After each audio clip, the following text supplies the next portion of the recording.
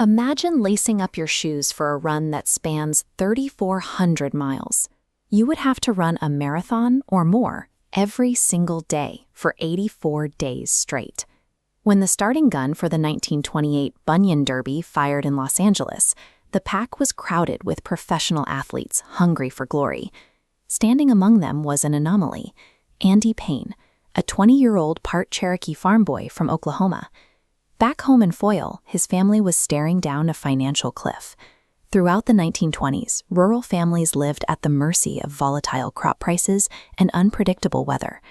A mortgage hung over the Payne family farm, and the bank was closing in. This race across the continent offered a $25,000 prize to the winner. In 1928, that was enough to settle the entire debt and secure the family land for generations. Andy entered this competition with zero interest in athletic fame. His family was cornered, and his capacity to endure physical suffering was the only currency he had left to buy their freedom. The route leaving California was merciless. Runners spent their first few days baking in the scorching heat of the Mojave Desert, only to immediately hit the freezing, high-altitude nights of the western mountain ranges. The professional runners attacked the course using standard racing tactics. They aggressively jockeyed for the lead, pushing their bodies as if they were running a standard 26-mile marathon. That aggression backfired. By treating the opening days like a sprint, the early leaders shredded their feet. Within weeks, dozens had dropped out, succumbing to severe blisters, illness, and exhaustion. This graph plotting energy output against distance shows exactly what went wrong.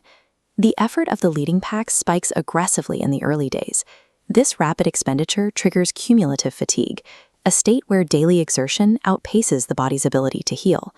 Eventually, the line crashes back down as the central nervous system forces the body to shut down. The initial leaders collapsed because they misunderstood the nature of the challenge. Crossing America on foot demands a mathematical approach to biological survival. Andy survived by relying on a disciplined, energy-conserving stride. It was a rhythmic, machine-like movement he originally developed as a kid, running along the muddy, rutted farm roads of eastern Oklahoma. If we look at this chart tracking his daily pace across the 84-day timeline, Andy's strategy becomes clear. He deliberately stayed behind the early leaders, calculating a specific, sustainable daily mileage to protect his joints and avoid burnout. That consistency carried him directly onto the newly established Route 66, bringing him right through his home state. Thousands of locals lined the roads to rally behind him, and his pace remained steady as he methodically passed the runners ahead of him. Andy also held a biomechanical advantage.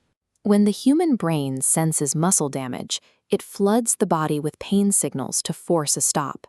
However, a specific purpose, like the need to pay a bank mortgage, can override those signals.